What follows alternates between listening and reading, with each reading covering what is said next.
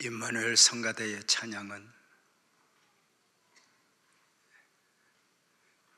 예배로 드려지고 있는 가운데 언제나 우리의 마음을 울리곤 합니다. 성찬 예배로 드려지고 있습니다. 우리는 오늘 떡과 잔을 통해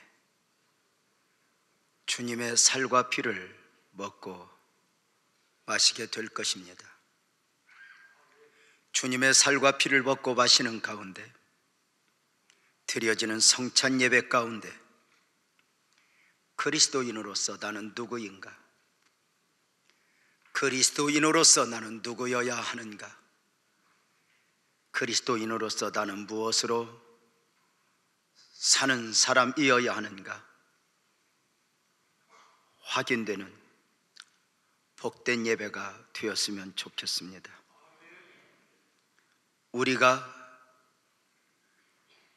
주님을 몰랐던 사람들이 예수를 믿고 그리스도인이 되었다는 것은 무엇을 말하는 것입니까? 교회를 다니는 것과 교회를 다니지 않는 것의 차이이겠습니까? 술을 마시고 담배를 피우는 것과 술과 담배를 거절하는 것의 차이이겠습니까? 그리스도인이어서 더 선하고 더 착하고 더 정직하게 살아내는 것이 그리스도인의 모습이겠습니까?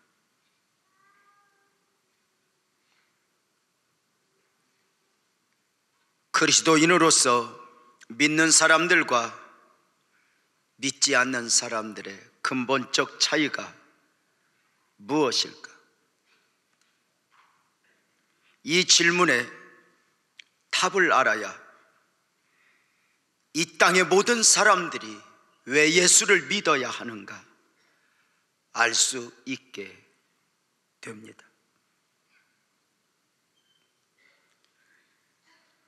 예수를 믿음으로써 누리게 되는 근본적 축복은 죄와 사망에서 자유하여 새 생명을 얻었다는 데 있습니다. 우리가 예수를 믿었음에 그 증거를 윤리적으로 접근하면, 도덕적으로 접근하면 적어도 세상 사람들이 보기에 예수를 믿어야 할 이유를 알 수 없게 될 것입니다. 우리는 윤리적으로 도덕적으로 저들의 만족을 채워줄 수 있는 사람들이 되지 못하기 때문입니다. 인간의 근본적 문제가 무엇입니까? 가난입니까? 질병입니까? 어떤 문제들입니까? 인간의 근본적 문제가 가난이었다면 부자가 된 사람에게는 아무 문제가 없어야 하는데 아닙니다. 질병이 문제라면 건강한 사람은 문제가 없어야 하는데 아니라는 것입니다. 인간의 근본적 문제는 죄송하지만 인정하든지 인정하지 않든지 죄와 사망의 문제입니다. 예수를 믿고 근본적으로 달라지는 것은 인간의 근본적 문제인 죄와 사망에서 자유하는 것이고, 죄와 사망에서 자유하는 정도가 아니라 잃었던 새 생명을 얻게 된다는 데 있습니다. 요한일서 5장 11절 12절은 이렇게 말합니다. 저 증거는 이것이니 하나님이 우리에게 영생을 주신 것과 이 생명이 그의 아들 안에 있는 그것이라. 12절은 아들이 있는 자에게는 생명이 있고 하나님의 아들이 없는 자에게는 생명이 없다입니다. 예수를 믿지 않는 사람과 예수를 믿는 사람 둘이서 길을 가고 있는데 그 차이가 어디에 있냐는 것입니다. 더 선하고 악한 데 있나? 우리가 생각하는 대로 더 많은 복을 받았고 복을 받지 못한 가운데 있나? 아니라는 것입니다. 근본적으로 어떤 차이가 있느냐? 두 사람이 함께 길을 가는데 예수를 믿는 사람에게는 생명이 있다는 것이요, 예수를 믿지 않는 사람에게는 생명이 없다는 것입니다. 그렇다면 성경에서 말하고 있는 생명은 우리가 눈으로 보여지는 육적인 생명을 말하는 것이 아니라 보이지 않는 영적인 생명, 영적 생명을 말하는 것입니다. 세상에 속한 사람은 결코 보아도 볼 수 없고 깨달아 알 수 없는 영적인 진리입니다.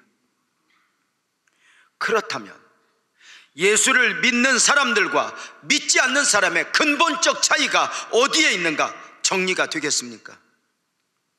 세상에 속한 사람은 한 생명의 소유자이고, 예수를 영접한 사람들은, 그리스도인들은 두 생명의 소유자라는 것입니다. 예수를 믿는 사람들은 거듭난 사람들이니 보이지 않는 또 한 생명을 소유한 것입니다.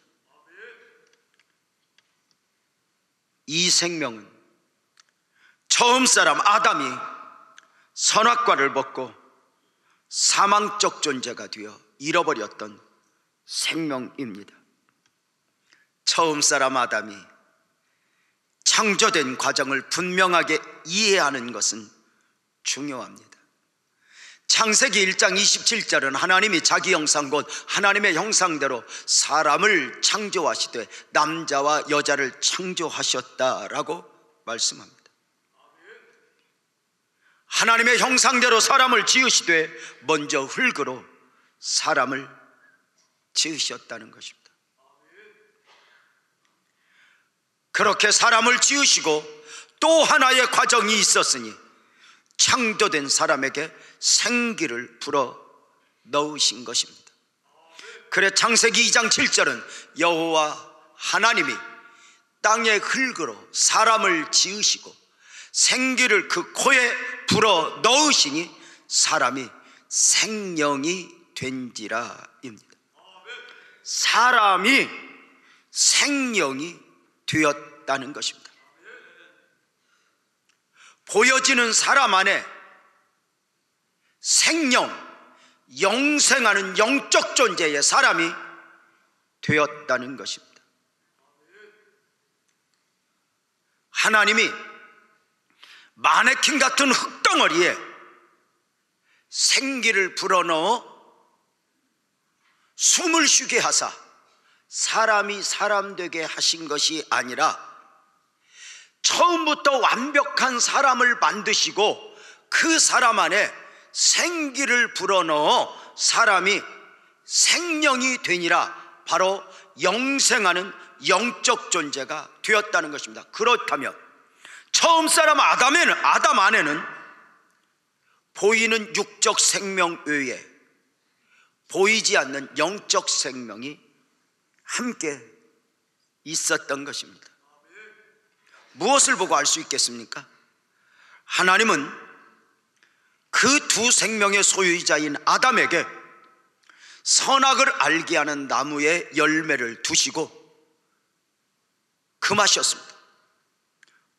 먹으면 정녕 죽으리라 입니다. 안타깝게도 아담은 하나님이 금하신 열매를 먹었고 정녕 죽으리라 하신 대로 사망적 존재가 되고 말았습니다. 여기서 이해를 하셔야 할 부분은 아담이 사망적 존재가 되었다는 것인데 그는 여전히 외형적으로 살아 있다는 것입니다. 그렇다면 선악을 알게 하는 나무를 열매를 먹으면 정녕 죽으리라 말씀하셨던 그 죽으리라의 생명은 처음 만드셨던 육적 생명을 말하는 것이 아니라 하나님이 생기를 불어넣으사 있게 하셨던 생명이 되게 하신 영적 생명을 말하는 것입니다. 아담은 여전히 살아 있습니다. 그러나 영이신 하나님이 영적 존재로 지은 바 그 영적인 것을 잃어버린 아담은 살아 있어도 산 것이 아니었습니다. 하나님께서 처음 사람에게 생기를 불어넣으사 영적 생명이 되게 하셨음은 영적인 것은 보이지 않는 것이기에 적어도 외형적으로는 달라진 것이 아무것도 없습니다. 또 하나, 아담이 사망적 존재가 되었다 해서 보이지 않는 하나님과의 관계가 단절되었을 뿐이지 보여지는 부분에서 달라진 것은 아무것도 없습니다. 그래 세상 사람들에게 보이는 것은 살아있는 사람에게 죽었다 하니 무엇으로 이해를 할 수 있겠습니까? 영적인 진리를 모르면 도무지 이해할 수 없는 말씀입니다. 문제는 아담 안에서 이 땅에 태어나는 모든 사람이 죄와 사망적 존재로 태어난다는 것입니다. 태어나는 순간 죄를 지어서 죄인이 되는 것이 아니라 죄인이니 죄를 지어 죄 가운데 사는 인생이 되는 것입니다. 아담 안에서 이 땅을 살아가는 모든 사람들이 사망적 존재로 태어나는 것이니 예수를 믿지 않으면, 영접하지 않으면 죄송하지만 인정하든지 인정하지 않든지 살아있어도 살아있는 것이 아니라는 말씀입니다. 이것이 이 땅을 살아가는 모든 사람들이 예수를 믿어야 하는 이유입니다. 예수를 믿어 아담 안에서 죽었던 영적 생명을 회복하는 것입니다. 예수를 믿고서 하나님께서 처음 사람으로 창조하셨던 창조의 원형으로 회복이 되는 것입니다. 이해할 수 있겠습니까? 이 진리를 이해하지 못했던 사람이 있습니다. 예수님을 밤중에 찾아온 니고데모입니다. 니고데모는 아마도 모세오경을 달달달 외우고 율법적으로 스스로 완벽한 사람이기에 예수님에게 자기 자신을 증명받고 싶었는지 모르겠습니다. 아마도 와서 천국을 가는 원리, 영생을 얻는 원리, 천국 가는 진리, 하나님 나라를 가는 진리가 무엇입니까? 라고 물었던 것 같습니다. 그 답변에, 그 물음에 대하여 주님의 답변은 요한복음 3장 3절 이렇게 말합니다. 대답하여 이르시되 진실로 진실로 내게 이르노니 사람이 거듭나지 아니하면 하나님 나라를 볼 수 없다입니다. 거듭나야 하나님 나라를 볼 수 있다는 것이니 거듭난다는 용어는 다시 태어난다는 말입니다. 다시 태어나는 원리는 생명의 예수님을 믿고 영접함으로 거듭나는 것입니다. 거듭나야 한다는 말은 두 번 나야 한다는 말이니 한 번은 육으로 또 한 번은 영으로입니다. 이 영적 원리를 모르는 니고데모의 질문이 있어집니다. 요한복음 3장 4절이죠. 니고데모가 이르되 사람이 늙으면 어떻게 날 수 있사옵나이까? 두 번째 모태에 들어갔다가 날 수 있사옵나이까? 라고 묻습니다.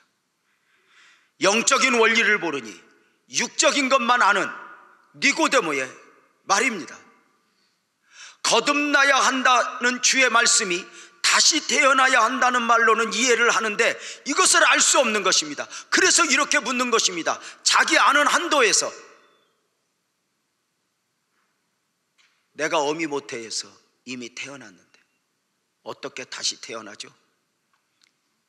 나이 많아 늙어 내가 어미 모태에 들어갔다가 다시 날 수 있습니까? 라고 물었습니다. 성경을 많이 알아도 영적인 원리를 모르면 성경을 아는 것이 아닙니다. 예수를 믿어 거듭났다는 말은 또 하나의 생명을 얻게 되었다는 말입니다. 한 번은 육으로, 한 번은 영으로입니다. 그래서 예수를 믿는 사람들은 또 하나의 생명을 소유한 사람들이니 우리 모두는 육적 생명과 영적 생명, 두 생명의 소유자입니다. 세상에 속한 사람들은 거듭나지 않았으니 한 생명의 소유자이고 말입니다. 그리스도 안에서 또 한 생명을 소유하여 거듭난 사람이 천국 백성이 되는 것입니다. 자주 드리는 말씀이지만 영적 원리의 특징은 소유한 뒤에야 필요를 인식하게 된다는 것입니다.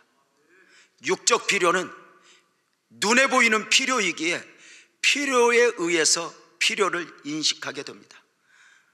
건강이 좀 좋았으면 좋겠어. 돈이 좀 더 있으면 좋겠어. 배우자가 있으면 좋겠어. 아이가 하나 더 있으면 좋겠어. 눈에 보이는 필요입니다. 옷을 한 벌 더 샀으면 좋겠어.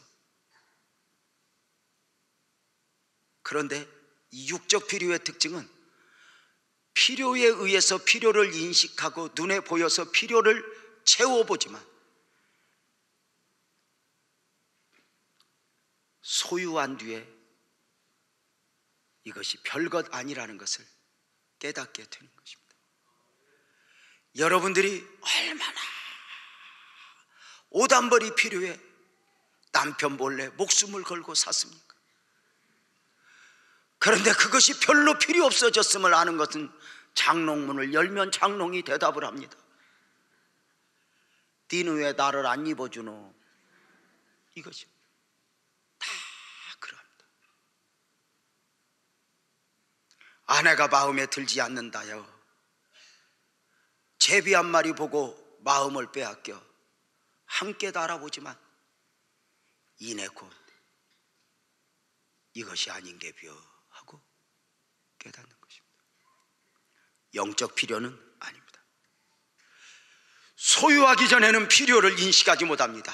그러나 소유한 뒤에 필요를 인식합니다. 예수를 믿고 나서야 예수를 믿어야 하는 이유를 알게 됩니다. 용서를 받고 나서야 죄 가운데 있었던 자신을 발견하고 용서가 주는 축복을 알게 됩니다. 생명을 받고 나서야 사망적 존재가 되었었음을 알고 구원의 필요를 인식하는 것입니다. 기도하는 사람이 기도의 필요를 인식하지 문제가 있다고 기도의 필요를 인식하는 것은 아닙니다. 그래, 예수를 믿고 영적 생명을 소유한 사람들이 영적인 것을 모르는 사람들에게 아무리 영적인 원리를 설명해도 깨달아 알 수 없는 것입니다. 여기까지 말씀을 드리면 정리가 되셨습니까?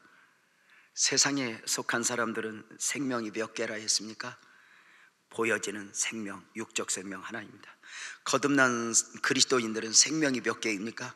육적 생명 안에 영적 생명이 담겨 있습니다. 그래서 거듭남은 다시 태어났다는 말인데 이렇게 정리합니다. 한 번 나면 두 번 죽고 두 번 나면 한 번 죽는다. 이 긴 이야기를 따라서 할 수 있는 재주가 있을지 모르겠습니다. 한번 할 테니 따라서 한번 해줍시다. 한 번 나면 두 번 죽고 두 번 나면 한 번 죽는다. 시작.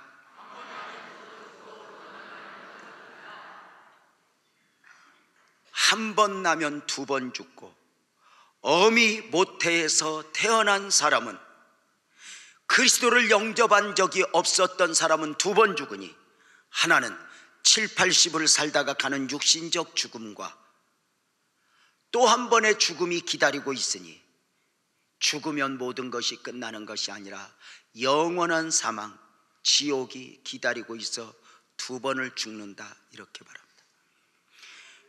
두 번 난 사람은 한 번 죽는다. 어미 모태에서 지음을 받고 태어난 사람이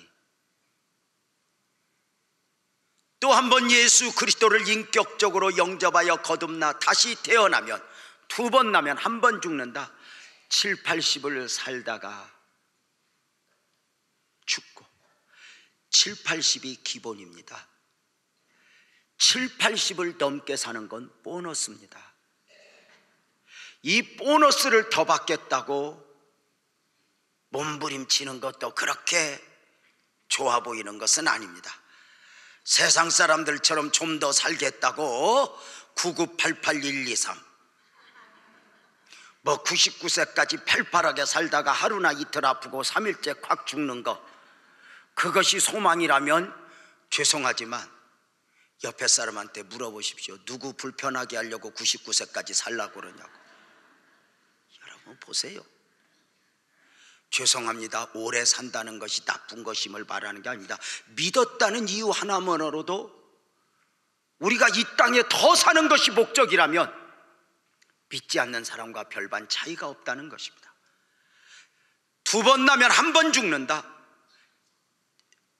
그렇게 7, 80을 살다 죽으면 다시는 사망이 없으니 영원한 생명, 천국 백성으로 살다가 천국 백성으로 가는 줄로 믿으시기를 주님의 이름으로 축복합니다. 그러므로 교회 다니는 모든 사람들은 이 질문 앞에 도전을 받아야 합니다. 당신은 거듭났습니까? 당신은 거듭났습니까? 도전을 받아야 합니다. 그리스도인으로서 나는 누구인가 정리가 되었습니까? 세상에 속한 사람들이 한 생명의 소유자라면 그리스도인은 두 생명의 소유자입니다. 아담 안에서 잃어버렸던 생명을 예수를 믿고 예수를 영접하여 예수 안에서 그 생명이 회복된 것입니다. 사랑하는 여러분,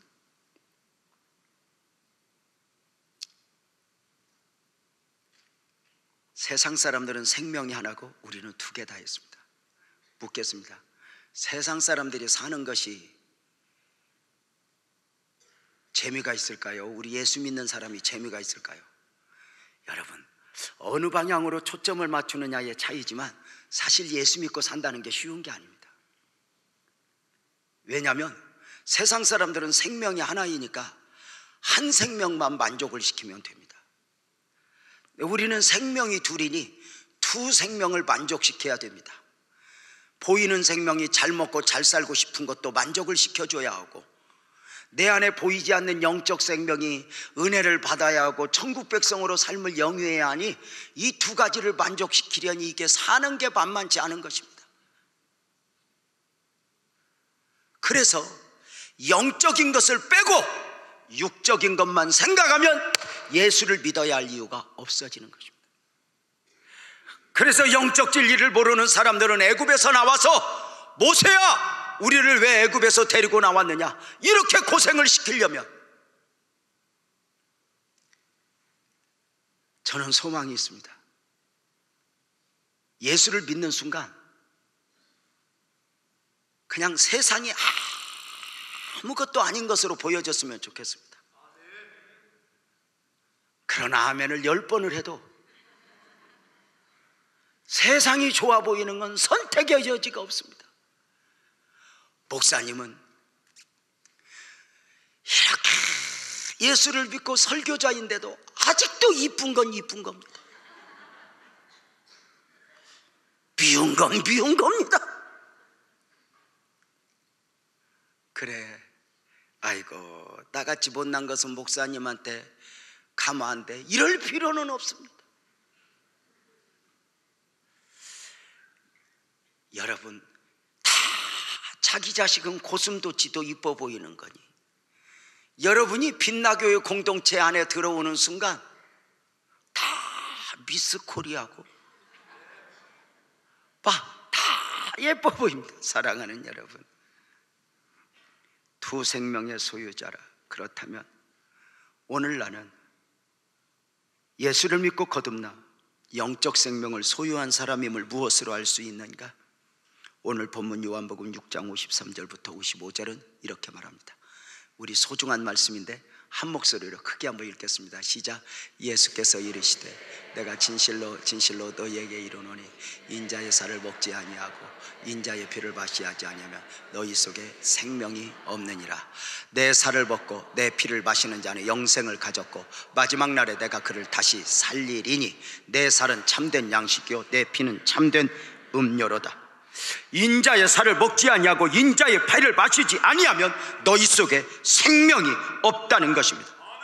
주님의 살을 먹고 주님의 피를 마시는 자는 이미 영생을 가졌고 마지막 날에 다시 산다는 것입니다. 주님의 살은 참된 양식이요 주님의 피는 참된 음료라는 것입니다. 그러므로 주님의 살과 피는 거듭난 사람, 영적 생명을 소유한 사람들의 양식입니다. 세상에 속한 사람들은, 육신의 생명만 소유한 사람들은 먹을 수도 없고 알 수 없는 진리입니다. 주님의 살을 먹고 주님의 피를 마시는 자는 영생을 가졌고, 이것이 오늘 성찬이 중요한 이유입니다.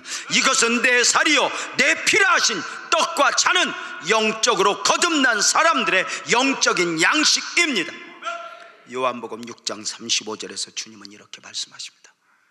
나는 생명의 떡이니 내게 오는 자는 결코 줄이지 아니할 터요 나를 믿는 자는 영원히 목마르지 아니하리라. 예수님은 생명을 얻은 사람들의 양식이 된다는 것인데, 이것은 내 살이요 내 피라, 이것을 먹으라 하셨는데,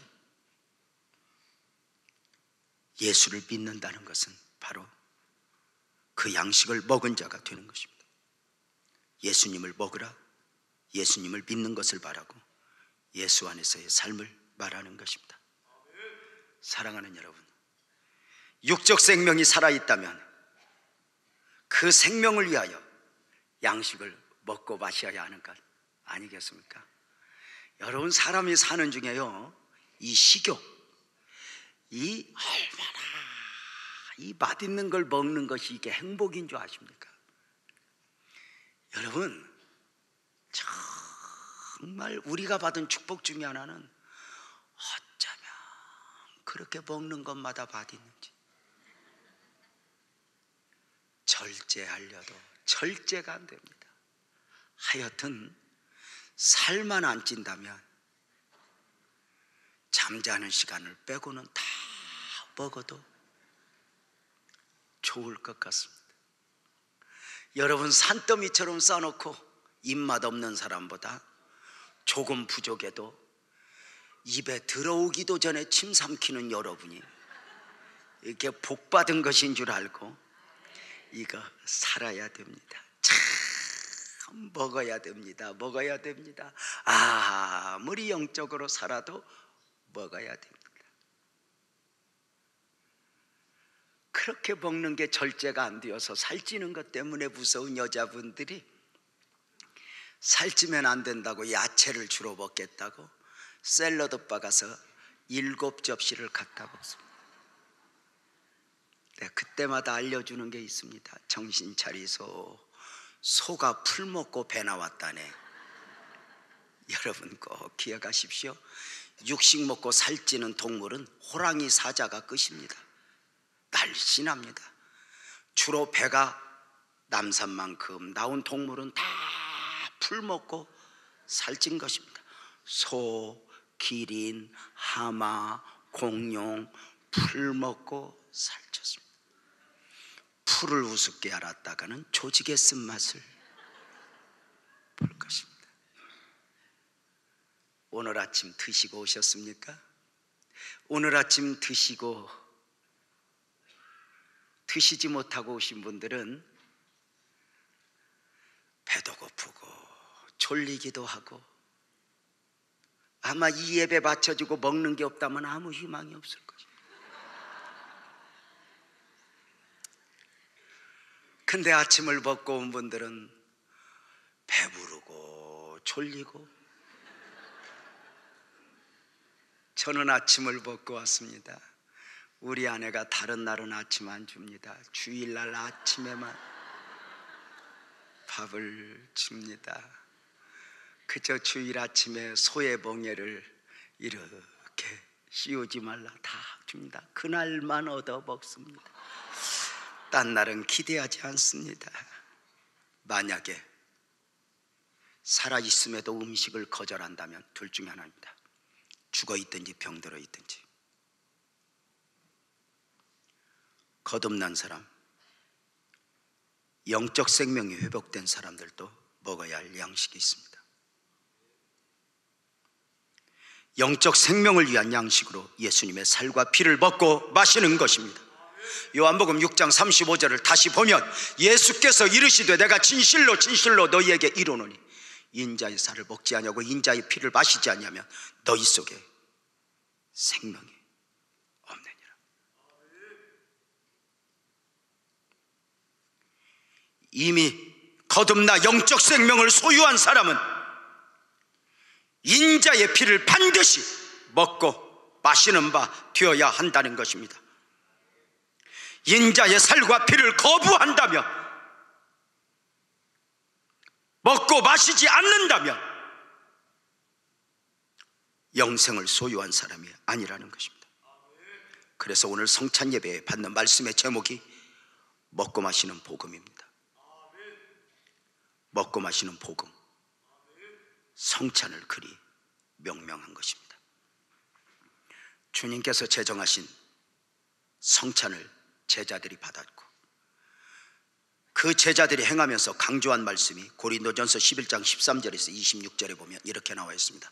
우리가 잘 아는 말씀인데 다시 한번 함께 읽도록 하겠습니다. 시작.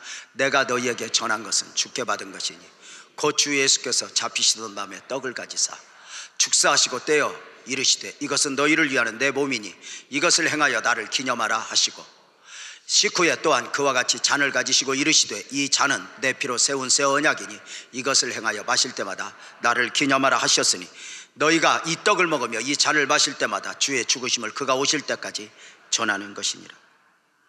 성찬은 거듭난 그리스도인이 반드시 받아 먹고 마셔야 하는 기본적 예식입니다. 성찬을 처음 주님이 제정하여 제자들에게 베푸셨고 이 예식을 받아, 이 성찬을 받아 제자들은 역시 성찬을 행했고,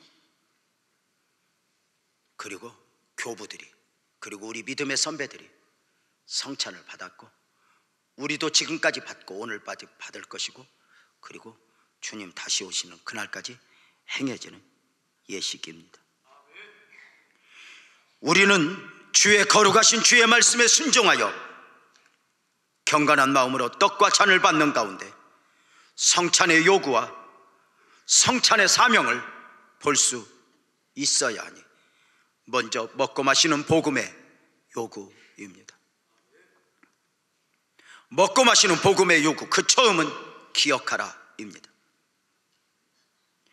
고린도전서 11장 24절에 보면 축사하시고 떼어 이르시되 이것은 너희를 위하는 내 몸이니 이것을 행하여 나를 기념하라 하셨습니다. 기념하라 하심은 기억하라는 것이요 되새겨 잊지 말라는 것입니다. 우리가 성찬 앞에서 무엇을 기억하고 무엇을 잊지 말아야 하는 것입니까? 나를 구원하기 위하여 오사 십자가에 죽으신 예수 그리스도의 전체 사역을 잊지 말라는 것입니다. 성찬 앞에서 어느 한 부분이 아니라 예수 그리스도의 전체 사역이니 하나님이 사람이 되어 오셨고 고난받으셨고 죽으셨고 부활하셨고 승천하셨고 다시 오신다, 이것을 기억하여 잊지 말라는 것입니다. 그런데 고린도전서 11장 24절에서 기억하라, 되새겨 잊지 말아라 하시면 되는데 왜 기념하라 하셨습니까? 왜 용어를 이렇게 썼겠습니까? 중요한 것은 그 예수 그리스도의 전체의 사역이 나와 관계된 사역이라는 것입니다. 우리가 해마다 3.1절을 기념합니다. 해마다 6.25를 기념합니다. 그리고 해마다 8.15를 기념합니다. 적어도 한국 민족이라면 이날에 가슴이 뭉클뭉클해지는 이유가 무엇입니까? 단순히 과거에 8.15가 있었어, 6.25가 있었어, 이걸 기억하는 게 아닙니다. 기념하는 것은 무엇이냐면 나와 상관이 있다는 것입니다. 8.15 민족 해방이 없었다면 대한민국 안에 적어도 대한민국의 저와 여러분은 없다는 것입니다. 나와 상관이 있다.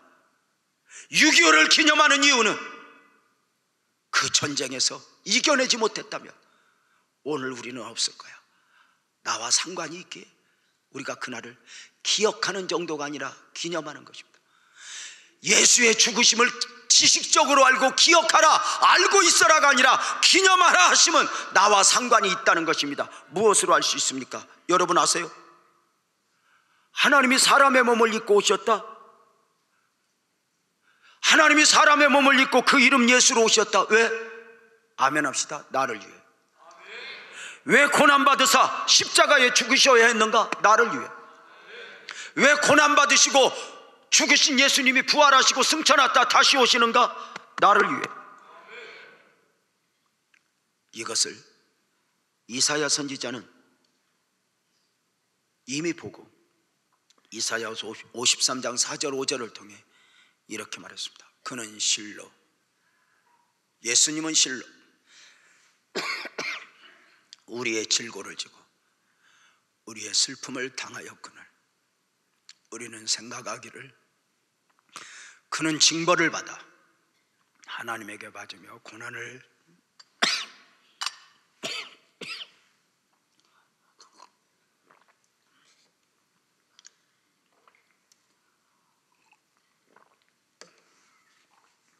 당하였노라. 우리 한 목소리로 한번 읽겠습니다. 시작.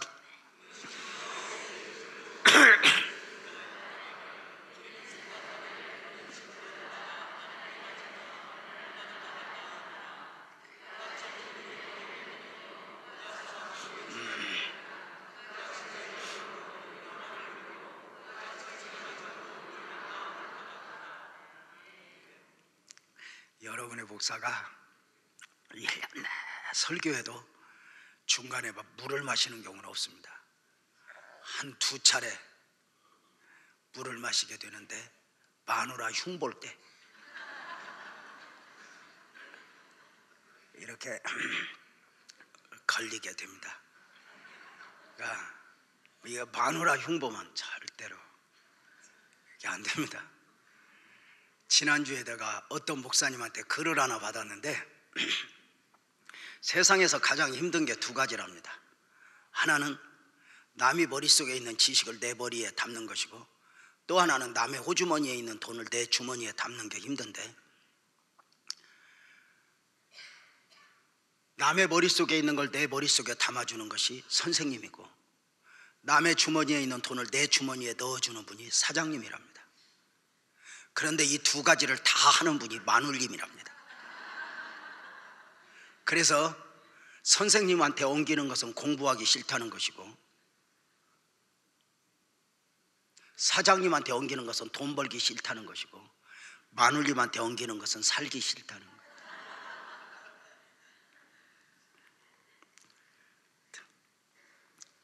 보십시오. 전부 다 나를 위해입니다. 성찬 앞에서 나를 위해 하셨던 주님의 은혜들을 기억하여 삶으로 품는 것입니다. 주의 죽으심을 기념하라 하시면 기억하라 하시며 잊지 말라 하심이라 했습니다. 나 자신이 예수 안에서 구원받은 백성임을 잊지 말라는 것입니다. 나 자신이 죄와 사망으로부터 새 생명을 얻은 구원받은 백성임을 잊지 말라는 것입니다. 나는 누구인가? 나는 누구여야 하는가? 나는 더 이상 세상 사람과 상관없는 사람이어야 함을 잊지 말라는 것입니다. 그리스도인은 땅에 살지만 하늘을 사는 천국 백성이어야 함을 분명하게 인식해야 합니다. 우리의 시민권은 하늘에 있는지라 오늘 성찬의 음식은 떡과 잔은 천국 백성으로서 천국 식사를 경험하는 것입니다. 성찬을 통해 땅에 살지만 하늘에 속한 사람이요 하늘에 속한 사람임을 확인하는 것입니다. 성찬을 통해 오늘을 살지만 영혼을 준비해야 하는 사람으로 삶을 또 한번 정리하는 것입니다. 성찬 앞에서 또 하나 우리는 다시 오실 재림의 주님을 잊지 말라입니다. 우리 믿음의 선배들은 성찬 앞에서 다시 오실 주님의 재림의 약속을 보았습니다. 모든 그리스도인들에게 가장 큰 위로는 마라나타, 주님 다시 오신다는 것이었습니다.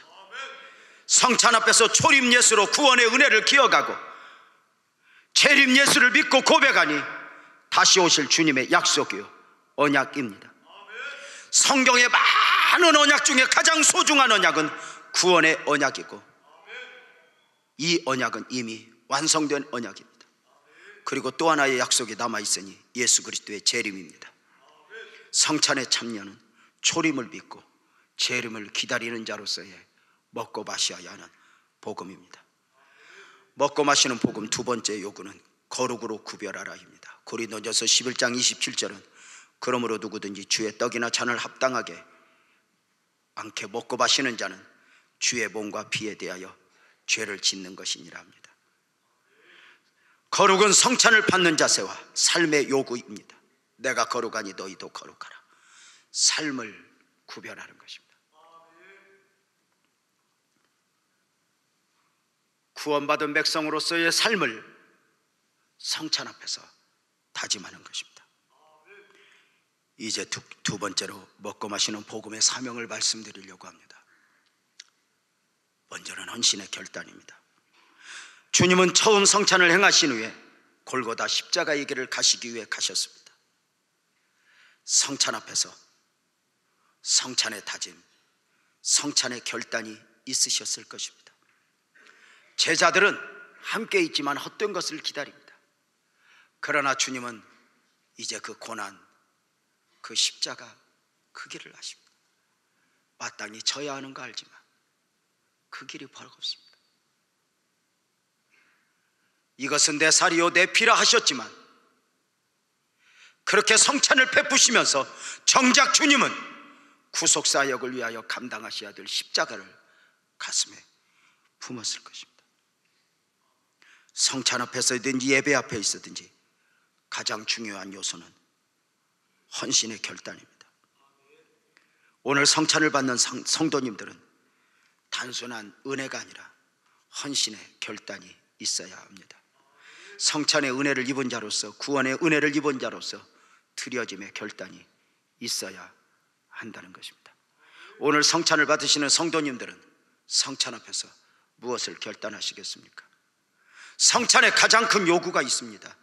고린도전서 11장 26절이니 너희가 이 떡을 먹으며 이 잔을 마실 때마다 주의 죽으심을 그가 오실 때까지 전하는 것이니라. 성찬을 받은 사람들에게 맡기신 최고의 사명은 복음 전파입니다. 우리 예수님 십자가의 죽으심이 주는 구원의 축복을 전하라는 것입니다. 예수를 믿어 구원의 축복을 받은 우리가 또 다른 사람에게 이것을 전하는 것은 주님의 소원입니다. 성찬 앞에서 우리는 주님의 전도 명령을 보는 것입니다. 주님은 스스로 내가 이것을 위해 오셨다 하셨습니다. 주님은 나에게 그러하셨듯이 또 다른 사람에게 생명의 양식이길 원하시고, 주님은 나에게 그러했듯이 또 다른 사람에게 생명수이길 원하시는 것입니다. 우리는 떡과 잔을 받으면서 기도해야 합니다. 성찬 앞에서 내가 복음을 전해야 될 대상이 누구인가 되새겨보는 것입니다. 성찬을 받으면서 내가 믿지 않는 가족들, 이웃들, 그들을 품고 그들도 함께 이 성찬에 앉게 해달라고 기도를 해야 합니다. 아직도 가족들이 구원받지 못하여 아파하는 성도님들, 낭망치 말고 힘내시기 바랍니다. 또 기도하고 또 기도하고 또 전도하고 또 전도하는 것입니다. 복음 전파는 프로그램이 아닙니다. 구원받은 백성의 삶이어야 합니다. 내가 아는 모든 사람들이 성찬의 자리에 함께 앉아 천국 백성으로 확인될 때까지 기도하고 전해야 합니다.